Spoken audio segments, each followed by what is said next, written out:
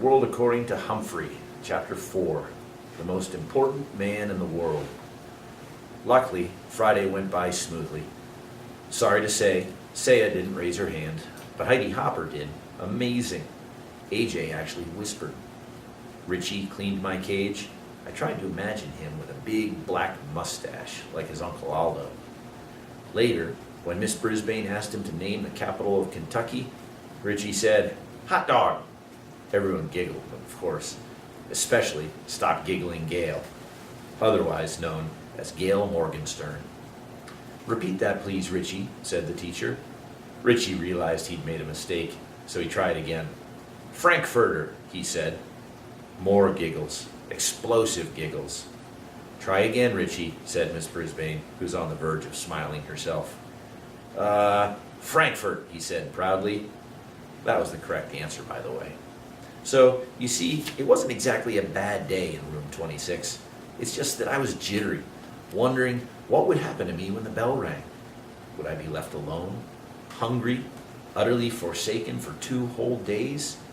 Or would I be a captive in the haunted house of Miss Brisbane? At last, the bell rang, and the students flew out of the door like a flock of homing pigeons in a movie Miss Mack showed us. Just then, the room mothers stopped by. One was Heidi Hopper's mom, and the other one was Art Patel's. That's pay attention, Art. They came to talk to Ms. Brisbane about Halloween, which was less than 2 weeks away. I didn't know what Halloween was, but it sure sounded scary, especially when they talked about bringing bats and witches and even worse, cats, right into the classroom. Shiver, quiver, shake. What could they be thinking? I was about ready to fling open the door of my cage and escape when the door opened and in walked the principal, Mr. Morales. Mr. Morales is the most important person at Longfellow School. He runs the place and everyone respects him. You can tell. For one thing, Mr. Morales always wears a tie. No one else in the whole school wears a tie except Mr. Morales. For another thing, when Mr. Morales comes into the room, everyone stops what they're doing and waits to see what he has to say. And for a third thing, both Miss Mack and Mrs. Brisbane sometimes threatened to send a misbehaving student to Mr. Morales' office. As soon as the teacher mentioned the principal's name, the student would start acting very, very nice. "Good afternoon, ladies," said Mr. Morales. He was wearing a light blue shirt and a tie that had tiny books all over it. Everyone said, "Hello." "Well, how's your first week back, Sue?" he asked. Sue was apparently Miss Brisbane, although I'd never actually thought of her having a first name before. She said it was great to be back and what a wonderful class it was, which obviously pleased the room mothers. Then Mr. Morales leaned over my cage and smiled. His tie dangled right over my head. "I'll bet you're enjoying this furry little pupil," he said with a grin. I expected Mrs. Brisbane to tell him what a trouble-making rodent I was. But instead, she forced a smile and said, "Well, yes, but he's quite a bit of extra work." Mr. Morales waved a finger at me. He didn't seem to hear what Ms. Brisbane had said. "I always wanted one of those fellows," he said, "but my papa wouldn't let me have one. Sure is cute."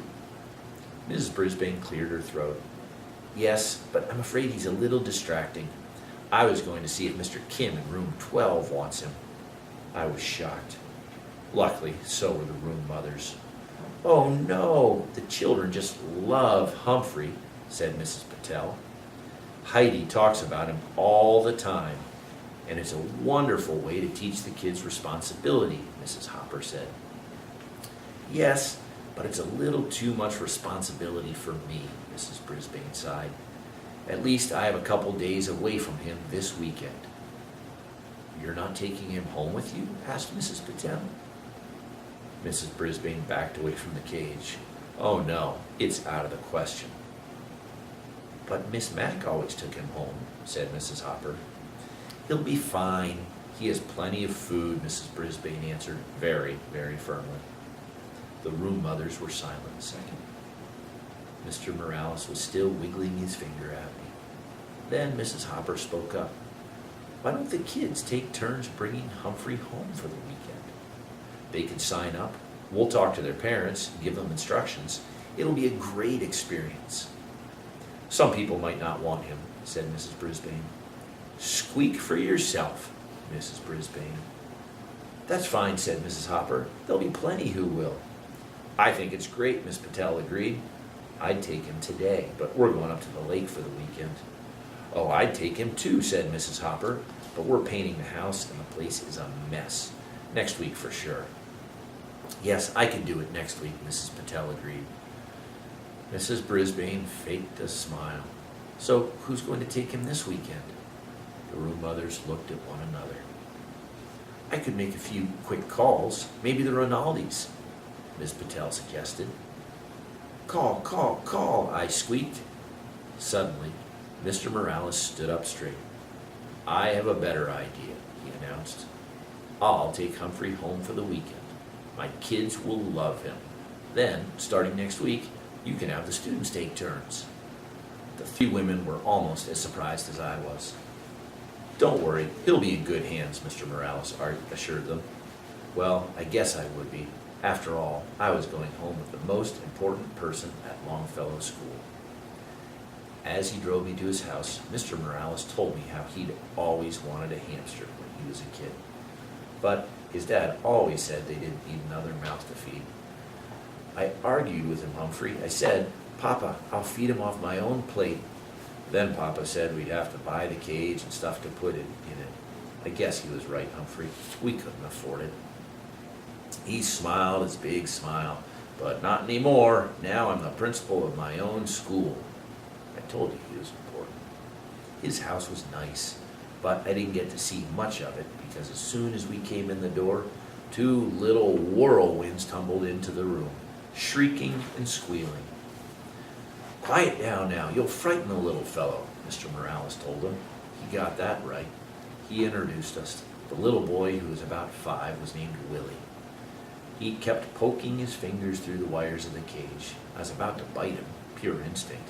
But then I remembered, this is the son of the most important person at Longfellow School. So I didn't. The little girl, who was about 7, was named Brenda. She kept sticking her face up against the cage and squealing. I tried squeaking back at her, but I don't think she could hear me. Mr. Morales tried to quiet them down. He explained that I was a guest for the weekend and they had to treat me with respect. They didn't listen.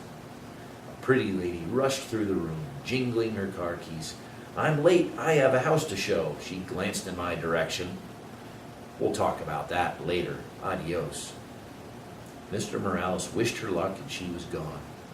Then he carried me into the den with Willie and Brenda clinging to his legs and yelping. My cage was swinging back and forth so much I was getting airsick, or cage sick. Mr. Morales set my cage on a table in their family room. Now get back and listen to me, he told his children. I'll tell you all about him. Can we take him out? Screamed Willie. Can we put him in my room? Shouted Brenda. Can he sleep with me tonight? We can't do anything until you settle down, Mr. Morales said. Bravo, Mr. Morales, I thought. But still, the children didn't listen. The most important person at Longfellow School was not treated with respect in his own house. Willie lurched forward and swung open the cage door. Oh, there's poo in there, he screamed. Where? Where? Shrieked Brenda. Willie pointed to my potty corner, which I thought was unsqueakably rude of him. I want to hold him, said Brenda, grabbing me. She squeezed me so hard I let out a squeal. Stop, said Mr. Morales. Put him back right now. She opened her hand and dropped me onto the floor of my cage. Luckily, I landed in a pile of soft bedding. Luckily, I didn't land in my poo. I was a little dizzy, but I heard Mr. Morales send Willie and Brenda to their rooms. I will not allow you to mistreat an animal. Upstairs. Doors shut. No playing until I say you can, he said. Suddenly, Mr. Morales didn't look so important. He slumped down in the chair next to my cage and loosened his tie. Now you know my secret, Humphrey. At school, everybody listens to me. At home, Nobody listens to me. Mr. Morales looked tired, tired, tired. Above our heads came the sounds of thumping and bumping. It sounded as if the ceiling was about to fall in. "They're bouncing on their beds, Humphrey. Not supposed to do that either," he said. He slowly rose and went to the stairway in the hall. "Willie! Brenda! Stop that now!" he yelled. Surprisingly, the thumping and bumping stopped. "They listened," I squeaked when the principal sat down again. But the thumping and bumping began again in a minute. "I wish I knew what to do," he said. "Some way to teach them a lesson." I nodded. A lesson is just what those children needed, and I was just the hamster to teach them. Tip 4. Never, ever squeeze, pinch, or crush a hamster. If it runs away, squeals, or mutters, leave the hamster alone.